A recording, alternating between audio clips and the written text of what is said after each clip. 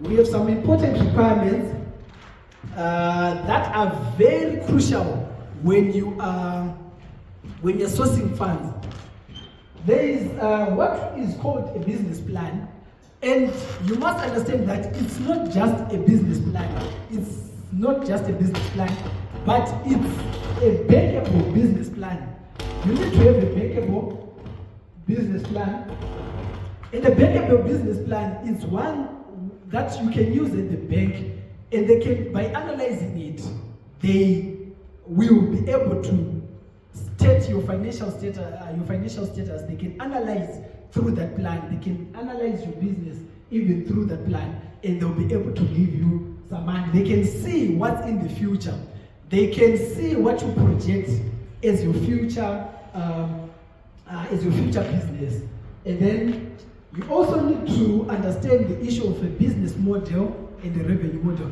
A lot of businesses, they don't have a good business model. A good business model. You need to have a good business model, right? Whereby you are stating how you are going to be conducting your business. That's about the business model. How are you going to be operating in that business? And then you also need to state how are you going to generate revenue in that business. So you can actually separate these two, a business model and a revenue model. And in a business model, you can have a way of operating, but you may have a challenge with generating the revenue.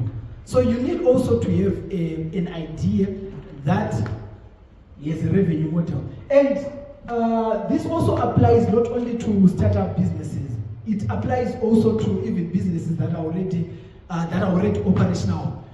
You discover that if you have a bad business model, it's going to be difficult for you to raise capital. It's very difficult for you to raise capital in that at the end of the day, you won't be having a system, right, of how you do your work. And it's difficult now for you to raise capital when you don't have that system whereby you can predict what's the next step in our business. After the first step, what step are we moving on to?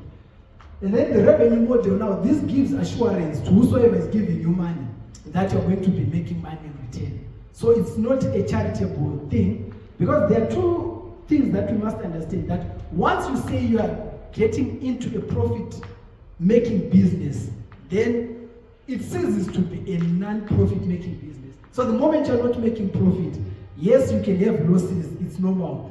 But the objective is to move from making losses to probably breaking even and eventually making profit. Because making profit is what sustains a business.